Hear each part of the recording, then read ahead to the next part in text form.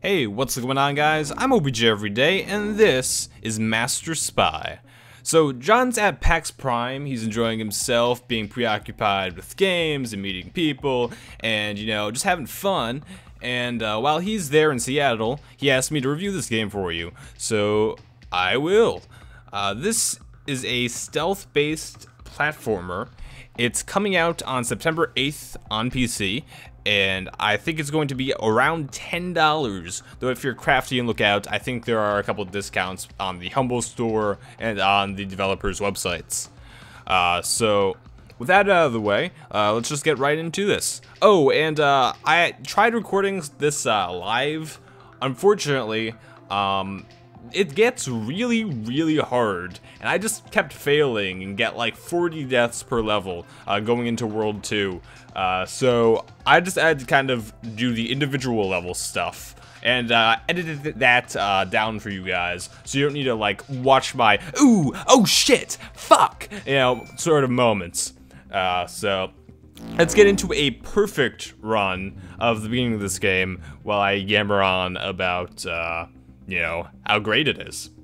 So the indie market has been cluttered with a bunch of platformers, ever since like Braid became popular and Super Meat Boy, but even before then, because of Nintendo's timeless classics. You have just staple games like Super Mario Bros. You have stuff from Mega Man to Sonic to, whatever, by AAA companies back in the 80s and 90s. And then moving into like this new generation of gaming, you see a lot of, resurgence from that. You don't see as many of those type of games.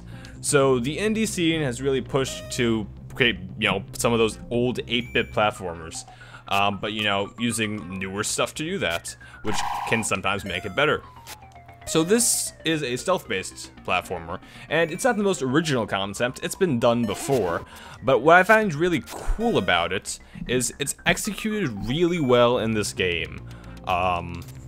So you can't shoot, you can't like kill your enemies, you just have to traverse the level very cunningly, making sure you're not caught by the guards or by the dogs or security cam or whatever. And that's pretty much it. It's so basic. You have a jump, a double jump, and you can go invisible to, get the guards to not notice you. So it's just a simple control setup that you can set up on an NES controller.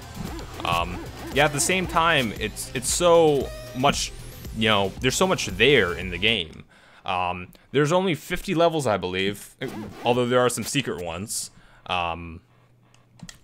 But even though there are only that few amount of levels in the game, there's actually a lot of content to them.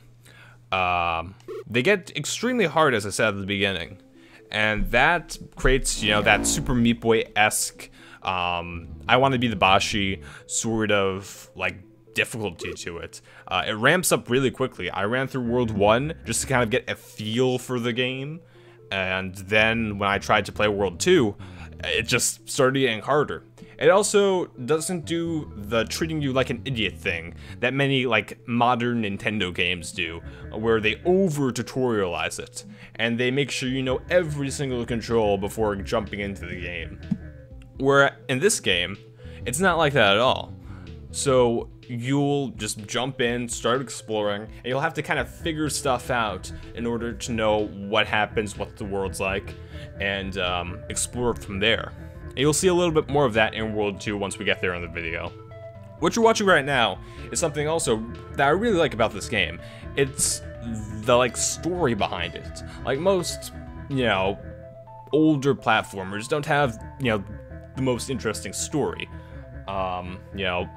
Plumber saves princess. Good guy defeats bad guy. That sort of cliche. And here you have like about, I think, 30 minutes of cutscenes done in this, like, I'm not sure if, I don't think it's 8-bit, I think it's like 16-bit art, or like pixel style art rather. It just looks really impressive. It's a throwback to when, graphics were like this, and it looks really nice. The only complaint I have about this is it's quite long.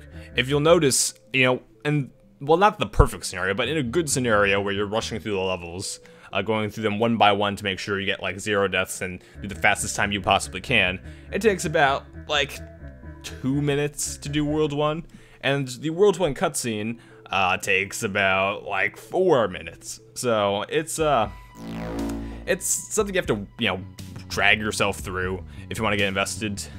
But other than that, it looks kind of nice. It's kind of a refresher. It adds that story element of modern gaming into something old. That's kind of interesting. So the story going on in the background so far, from what I've seen, is that you're a spy, obviously, and you're sent on this mission to go get into this mansion to steal this tape that has some important intel on it, and you need to get that back to your employer. And it's really interesting on the level design too. In the first, first world, it was a big tower, and you were navigating through the tower. But as you go into World 2, you really see a lot of great level design.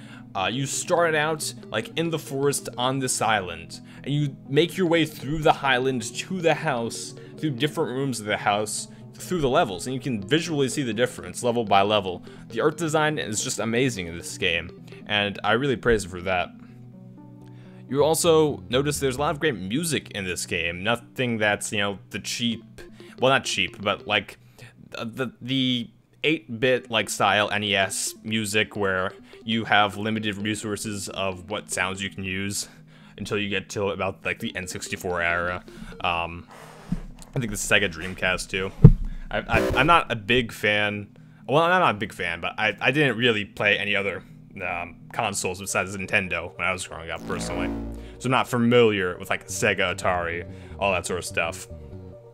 But anyway, we're getting back onto the gameplay, and you have like new elements. The difficulty ramps up. So as I'm sure you've noticed, you collect pieces of like intel, tape recorders, something like that, to progress to the next level, and then the door opens. And you have different obstacles along the way. But the game doesn't take the time to explain those to you, you just have to kind of figure it out. So quite obviously, those are lasers. They're going to kill you if you touch them. But less obvious, as you're going to see in a moment, is they add new elements to the game that you have to kind of explore with and see how they work. In the next level following this, we're going to have motion sensors where you have to be cloaked and not moving for them not to catch you. So I thought that was really interesting that they kind of dropped that on us. And that level, the first time I beat it, it took me like 40 deaths because I was so confused on how the mechanic worked. We have security cameras where if they look at you, you will get caught, as you saw in the bottom right of the third level. Here are the motion sensors where if you if you're moving while they're scanning you, you'll get caught. So it's just a bunch of stuff like that, and I found it really interesting. That's really well done, and yeah, that's just about it. Check it out if you can on September 8th. I think it's definitely worth the money to spend, and I've had fun with it. One other thing I do want to mention very briefly is that I liked speedrunning it, and even though I'm not a speedrunner, it seems a very speed-friendly game. You can practice in the level select menu. You have a lot of precision if you want to go fast, and it just seems like a cool game to run, in my opinion. Maybe I'll try it one day. But anyways, that's just about wrapping it up. This is halfway through World 2 and all of World 1. Hopefully you guys enjoyed the video, and John should be back soon-ish. Anyway, that'll be just about it. I'm just gonna let the last couple of levels that I beat roll. Peace.